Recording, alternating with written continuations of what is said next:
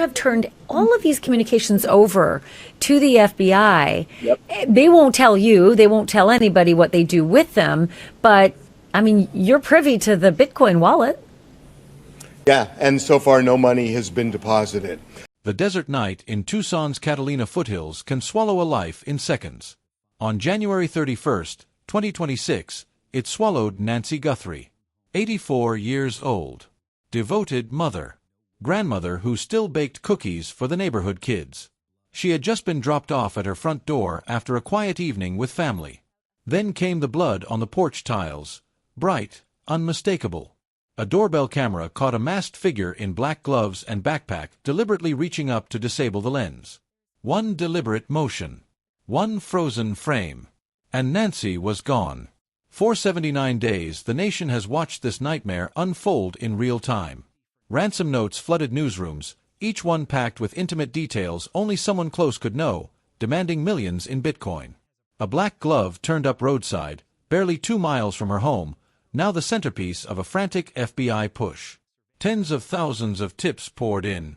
Her daughter Savannah Guthrie, the familiar face America wakes up to on today, has had to beg for answers while the cameras keep rolling. Her other children and their spouses were publicly cleared, yet the family remains trapped in a purgatory of hope and dread. The official line was always, no suspects, every lead active. But behind closed doors, something has quietly fractured.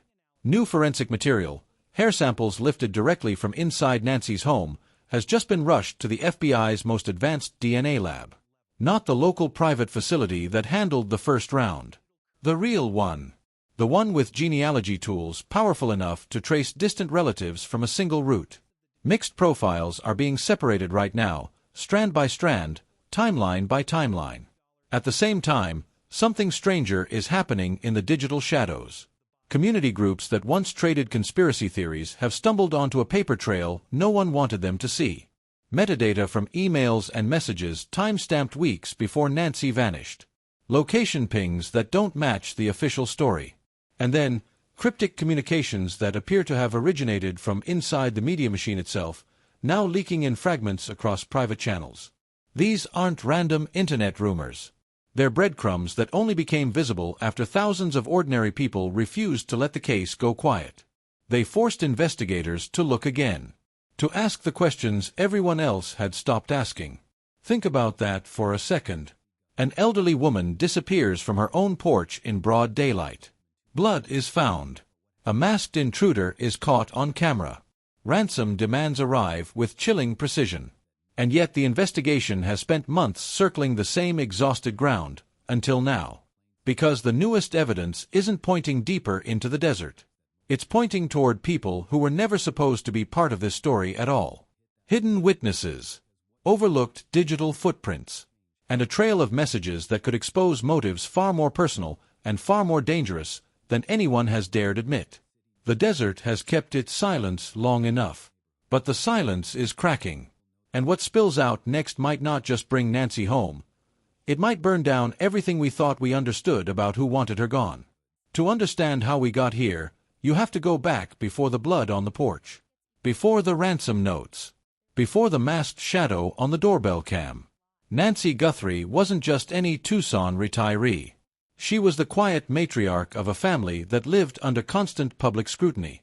Savannah, her eldest, had built a career on morning show warmth. Millions tuned in daily to her calm, reassuring presence. But behind the perfectly lit set, Savannah carried the weight of a mother who had quietly funded her early years in television, who had been her fiercest cheerleader and her harshest critic. The two spoke every single day. Until January 31st, when the calls stopped cold. Nancy's other children, 2 sons and a daughter, lived scattered across Arizona and California. Successful in their own right, one a tech executive, another a real estate developer, the youngest a school counselor.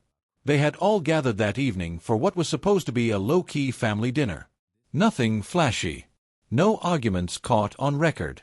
Just the kind of ordinary night that now feels surgically reconstructed by every armchair detective online. What the public never saw was the quiet tension that had been building for months. Nancy had recently revised her will, something her attorney confirmed only after the disappearance. A sizable estate, properties, investments, even a small trust fund earmarked for grandchildren. The changes were subtle but significant. One child's share quietly reduced. Another's quietly increased. No one outside the family knew the exact details. Until the metadata started leaking. Enter the digital paper trail. Community sleuths, ordinary people with forensic software and too much time, began dissecting every public statement, every deleted social media post, every time-stamped email that somehow slipped through the cracks. What they found was a series of encrypted messages sent from a burner account linked to a Phoenix IP address. The messages referenced the old lady's stubborn streak and how much longer until she signs. They were sent 3 weeks before Nancy vanished. At first, authorities dismissed them as noise. Then the FBI hair testing results landed on a senior agent's desk in Quantico. Strands pulled from Nancy's hairbrush, her pillow, even a single gray hair caught in the screen door. The new analysis wasn't just confirming identity. It was revealing trace elements, chemical markers consistent with a sedative administered days earlier. Not enough to knock her out completely. Just enough to make her compliant. Someone had been inside the house before the abduction. Someone who knew the layout. Someone who knew Nancy's nightly routine. And then came the first whisper of hidden witnesses. A neighbor 2 doors down, who had refused to speak to police for weeks, suddenly reached out through a private lawyer. She claimed she saw a familiar car parked at the end of the cul-de-sac the night before the disappearance. Not a stranger's vehicle. A car belonging to someone inside the inner circle. The desert wasn't just hiding Nancy. It was hiding the people who had been circling her for months. The question everyone is now asking isn't just who took her. It's who had reason to make her disappear before she could change anything else. And the answer may be hiding in plain sight, inside the very family that has spent 79 days pleading for her safe return. The first real crack in the official story came not from a dramatic raid or a tearful confession. It came from a single hair follicle and a leaked TMZ thread that no one was supposed to see. The FBI's advanced lab results dropped like a bomb in a closed-door briefing. The hair samples contained microscopic traces of a fast-acting sedative, zolpidem, mixed with something stronger, something not prescribed to Nancy. The dosage timeline aligned with the 48 hours immediately preceding her disappearance. More damning, the same chemical signature appeared in a second sample taken from the black glove found roadside. 2 separate locations. 1 chemical fingerprint. This wasn't a random kidnapping. This was premeditated. Someone had been drugging her in her own home. But the real earthquake hit when those cryptic TMZ messages surfaced. What began as a routine tip to a gossip site turned into a digital Molotov cocktail. A series of direct messages sent from an anonymous account to a TMZ insider. The sender claimed to be close to the family. The messages were time-stamped January 28th, 3 days before Nancy vanished. They read like a script. Old lady is getting suspicious. Won't sign the new papers. Need to move faster. Kids are fighting over the trust again. Savannah thinks she can keep it quiet. Witness saw the car. Handle it. The messages included a photo attachment, a blurry screenshot of Nancy's revised will, pages marked in red. The same will her attorney had sworn was still under lock and key. Investigators traced the burner account to a VPN routed through Los Angeles, close enough to TMZ's headquarters to raise eyebrows.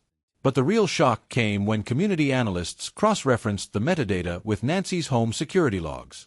The VPN ping matched a device that had connected to the Guthrie family Wi-Fi exactly 17 days earlier. Someone inside the family had been communicating with the media while Nancy was still alive. The expectation was always stranger danger. A masked intruder from the desert. A professional crew after Bitcoin. Instead, the evidence was painting a picture of betrayal from within. A family member, or someone trusted enough to have Wi-Fi access, quietly feeding information to the press while simultaneously preparing the ground for her removal. Think about that. The same people who stood in front of cameras begging for Nancy's safe return may have been the ones who made sure she never came back. The first twist wasn't just about new evidence. It was about realizing the people we trusted most to tell the truth may have been writing the ransom notes themselves. And the hidden witnesses? They're no longer shadows in the desert. One of them just stepped forward with security footage from a neighbor's Ring camera showing a late-night visit to Nancy's house by a familiar face, carrying what looked like a small medical kit. The desert is no longer silent. It's screaming. With the TMZ leaks now public and the hair test results confirmed, the investigation didn't just deepen, it fractured the Guthrie family in real time. Savannah appeared on her own show the morning the news broke, eyes red, voice cracking. She called the leaks vicious lies designed to destroy us while we're already broken. But behind the scenes, sources close to the family say the private group chat exploded. Accusations flew between siblings. One brother allegedly demanded polygraphs for everyone. The youngest sister reportedly hired her own private investigator to dig into the others. The moral dilemma hit like a freight train. How do you publicly mourn a mother when the evidence suggests one of you may have arranged her disappearance? Then came the second twist, the one that turned suspicion into something colder. A second hidden witness emerged. Not a neighbor this time. A former household employee who had worked for Nancy for 8 years. She had stayed silent out of loyalty. Until the sedative markers matched a bottle of medication she had seen in the medicine cabinet, prescribed to one of the sons for anxiety. The same son whose share of the will had been quietly increased in the final revision. The employee described a heated argument 2 weeks before the disappearance. Nancy had confronted the son about pressuring her to sign things she didn't understand. The argument ended with him storming out, slamming the door so hard a framed photo of Savannah as a child crashed to the floor. That broken frame was later found in the trash, wiped clean of prints. The deeper the FBI dug, the more the digital trail tightened like a noose. Location data from the burner phone used in the TMZ messages pinged at a coffee shop in Phoenix, exactly where the son had been photographed attending a real estate conference the same weekend. The same coffee shop whose security footage showed a man in a black baseball cap typing furiously on a laptop at 2:17 a.m. Public reaction was immediate and brutal. Hashtags like hashtag Guthrie Betrayal and hashtag Nancy Knew Too Much trended for 72 straight hours. Vigilantes began doxing family members. Death threats poured into Savannah's inbox. The family that once appeared united on national television now looked like a house of cards in a hurricane. Yet the most haunting revelation came from Nancy's own words, recovered from a deleted voice memo on her iPad. In it she whispers, voice trembling, "I love them all, but one of them is trying to kill me before I can fix what they've done." She knew. She tried to warn someone. And now the desert holds not only her body, who should protect you are the ones who sold you out for a bigger slice of the pie. The collapse is coming. The turning point arrived at 4:12 a.m. on a rainy Tucson morning when the FBI executed simultaneous search warrants across 3 states. Agents in tactical vests stormed the Phoenix home of Nancy's eldest son. They seized hard drives, financial records, and, most damning, a black backpack identical to the one on the doorbell cam intruder. Inside, residue consistent with the sedative found in Nancy's hair. Simultaneously, Savannah's Manhattan apartment was quietly swept. Nothing incriminating was found, except a burner phone registered in her assistant's name, containing the exact TMZ message thread. The assistant has since lawyered up and vanished from public view. Public reaction was volcanic. Candlelight vigils turned into protests outside the Guthrie family compound. Savannah broke her silence in a raw, unscripted Instagram live, tears streaming as she insisted, "I would never hurt my mother." The comment section became a battlefield. Half the country believing her, the other half demanding she take a lie detector test on air. Insider commentary from a former FBI profiler, speaking on condition of anonymity, painted a chilling picture. This wasn't about money alone. This was about control. Nancy was rewriting the rules of an empire she built. Someone couldn't let that happen. The major turning point came when the second hidden witness, a groundskeeper who had been paid to stay quiet, finally testified before a grand jury. He described seeing Nancy's youngest daughter loading something large and heavy into a rented van at 3 a.m. the night before the disappearance. The object was wrapped in a blanket. It moved. For the first time, authorities named a person of interest, the son whose medication matched the sedative. He was taken into custody at dawn, no handcuffs, no perp walk, just a quiet escort into a black SUV while his wife screamed from the doorway. The family that once stood together on national television now stands divided in front of federal court. Savannah has stepped away from today indefinitely. The other siblings have lawyered up. The empire Nancy built is crumbling under the weight of its own secrets. The desert that swallowed Nancy Guthrie didn't just take a grandmother. It exposed the monster hiding inside her own bloodline. Nancy Guthrie remains missing. 79 days have stretched into what feels like forever, yet the evidence now points not outward into the desert, but inward, toward the very people who swore they loved her most. The hair tests, the TMZ leaks, the hidden witnesses, the deleted voice memo, they have painted a portrait of a family fractured by greed, fear, and the corrosive power of secrets kept too long. One son sits in federal custody. Another sibling's car was caught on camera the night before. Savannah's assistant has disappeared. And somewhere in the Catalina foothills, Nancy's body, or her answers, still waits. What does this case tell us about the families we think we know? The ones who smile for the cameras, who post perfect holiday photos, who tell the world they would do anything for each other, until the will is read and the money is counted. Nancy Guthrie wasn't just a victim of a kidnapping. She was a casualty, a still hearing testimony. New digital footprints are being traced every day. But the real question that lingers isn't just, where is Nancy? It's, how many of us could be one revised will away from becoming her? The desert is still holding its breath. And somewhere in the shadows, the final witness, the one who knows exactly what happened on that porch, has yet to speak. When they do, the truth may not set anyone free. It may simply finish what was started the night Nancy Guthrie vanished. What do you think really happened? Drop your theories below. Because the desert doesn't forget. And neither should we.